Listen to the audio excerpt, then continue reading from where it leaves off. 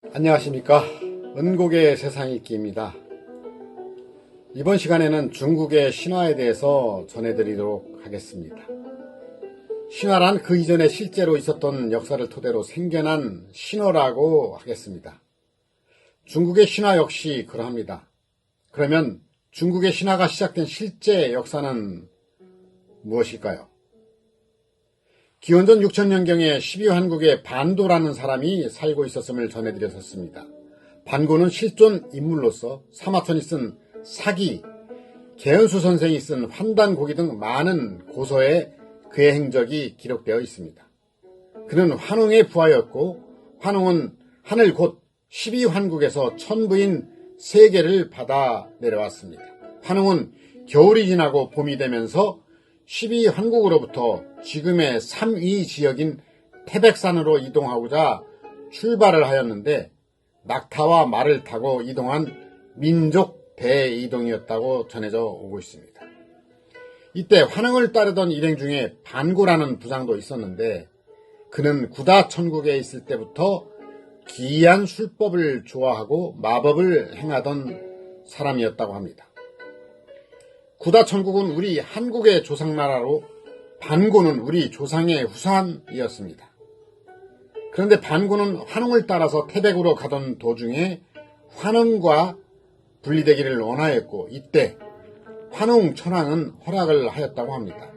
그래서 환웅천왕은 반고를 추종하는 술법의 밝은 장수들과 함께 재물과 보물을 나누어주고 그를 따르는 장인들과 함께 움막을 새로 지을 재료, 농사지을 각종 씨, 불씨를 비롯하여 생활의 전반 도구와 운반 도구를 내려주었다고 합니다. 반고는 이 도움을 받고 현재의 간수성, 감숙성이죠. 란저우라는 도시의 남쪽에 있는 삼이산으로 향하였다고 합니다. 이리하여 반고는 그 지역 사람들을 교화하여 임금이 되었습니다. 이 나라를 반고가한이라고 합니다. 반고가한. 이렇게 하여 12환국에서 갈라져 나온 반고는 용을 그가 세운 나라의 상징으로 삼았고 그러면서 봉황을 나라의 상징으로 삼았던 12환국과 다른 사상을 가진 나라가 중국에 생기게 되었던 것입니다. 반고가 용을 나라의 상징으로 삼았다. 그죠? 여러분들 기억하셔야 되겠죠? 그리고 반고가 반고간이라는 나라를 세운 다음에 중국은 하나라, 은나라, 주나라에 이어 진나라가 생겨나게 되었음을 알고 있을 것입니다. 그렇게 세월이 흐른 다음 진나라 이후에 한나라에서 사마천이 역사를 새로 쓰기 시작하였습니다. 그러면서 사마천은 반고를 시조 삼아서 그의 사상을 따라 역사를 썼는데 그 책이 바로 중국 역사의 시작을 소개하는 사기이었던 것입니다. 중국의 신화가 토대로 했던 역사는 이렇게 12환국의 후손들이 실제로 살아갔던 삶을 토대로 만들어졌음을 알게 합니다. 그런데 이 중국 신화의 경우는 앞에서 살펴본 바와 같이 진시황과 사마천이 도중에 역사를 왜곡하는 일이 있으면서 그 왜곡된 역사를 토대로 만들어졌다는 것을 잊지 않으시길 바라겠습니다. 이 경우는 신화가 진실과 다른 역사를 토대로 만들어지는 경우도 있다는 사례가 되는 것입니다.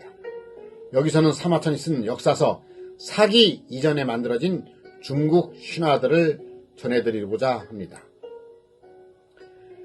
반고의 이야기인데요. 반고의 신화로는 천지개벽에 관한 이야기가 있습니다.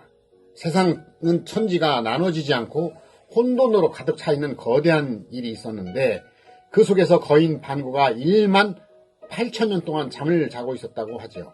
반고는 알 속에서 키가 하루에 한 장, 곧 3m씩 계속 자라면서 마침내 큰 알을 깼다고 합니다.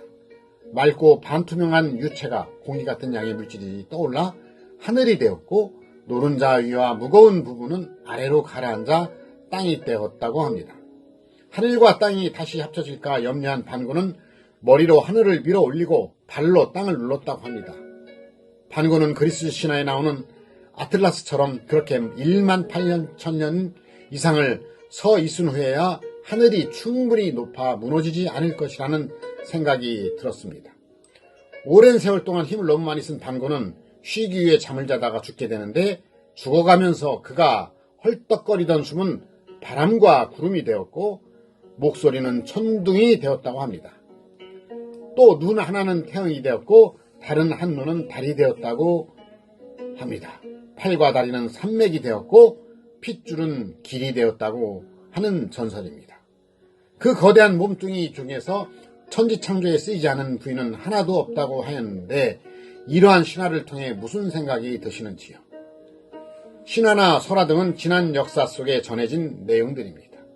성경전서, 신약, 고린도전서 10장 11절에 보면 지나간 역사를 거울과 경계로 삼아야 한다고 합니다.